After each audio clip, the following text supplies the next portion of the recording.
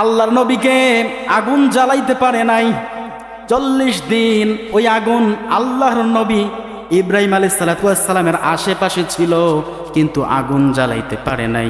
আল্লাহর নবী ইব্রাহিম আলাইহিস সালাম পরবর্তী সময়কালে এসে তার নাতি নাতনিদের সাথে গল্প করে, তোমরা কি জানো দুনিয়ার জমিনে আল্লাহ পাক রব্বুল আলামিন আমাকে 100 বছর হায়াত দান করেছে। যতদিন দুনিয়ার জমিনে শান্তিতে ছিলাম, এত বছর আমি বসবাস করছি দুনিয়ার জমিনে, সব থেকে বেশি শান্তিতে ছিলাম ওই 40 দিন, যে 40 দিন নমরুদের আগুনে আমি ছিলাম। এত শান্তিতে সেখানে ছিলাম। সেখানে রহমত ছিল কার? আল্লাহ পাকের রহমত ছিল। আমার বন্ধুরা, ভাইয়েরা শোনেন, এখান থেকে একটা শিক্ষা আছে, এমনি কথাটা বললাম না। শিক্ষাটা হচ্ছে ইব্রাহিম নবী, তার পিতা আজর ইসলামের জ্ঞান, কোরআনের জ্ঞান শিক্ষা না থাকার কারণে, ওই মূর্তিগুলোকে সাপোর্ট করার কারণে নিজের সন্তানকে আগুনের মধ্যে নিক্ষেপ করেছিল, কি করে নাই?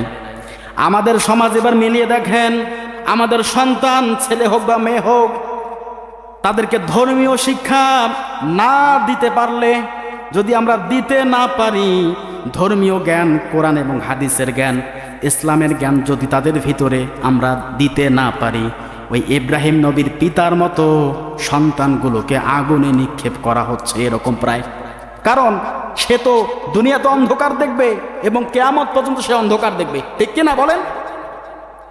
যদি পিতা না বোঝে, সন্তান তো নবীর বুঝদাতাকে বলেন আল্লাহ পাক, কিন্তু আমাদের তো সে ক্ষমতা নাই। কিন্তু পিতা মাতাদের দায়িত্ব নিতে হবে। আমি সন্তানকে আগুনে ফেলে দিচ্ছি না তো, আমার সন্তান কোন লাইনে যাচ্ছে, আমার মেয়ে, আমার ছেলে কিসে পড়াচ্ছি, আমি কি পড়ছে, কোরআন হাদিসের সে কি বোঝে। শেষ পর্যন্ত এসে দেখবেন বৃদ্ধাশ্রম, ঠিক কিনা বলেন? বৃদ্ধাশ্রমে যেমন তেমন মানুষ নাই। বৃদ্ধাশ্রমগুলো ভিজিট করে দেখবেন, ওখানে যত রকম শিক্ষিত MBBS BCS ক্যাডার, এদের মা বাবারাই সব থেকে বেশি বৃদ্ধাশ্রমে বসবাস করে। কারণ কি? কারণ ধর্মীয় শিক্ষা তার ভিতরে নাই।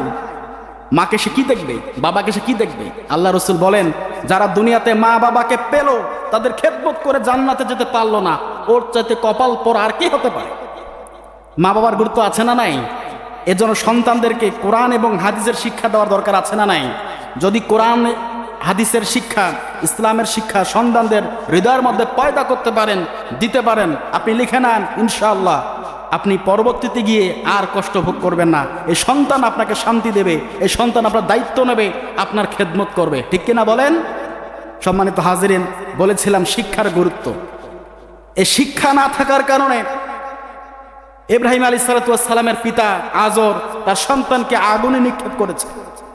একটা সন্তানের উচিত, তার মা বাবার দায়িত্ব আছে।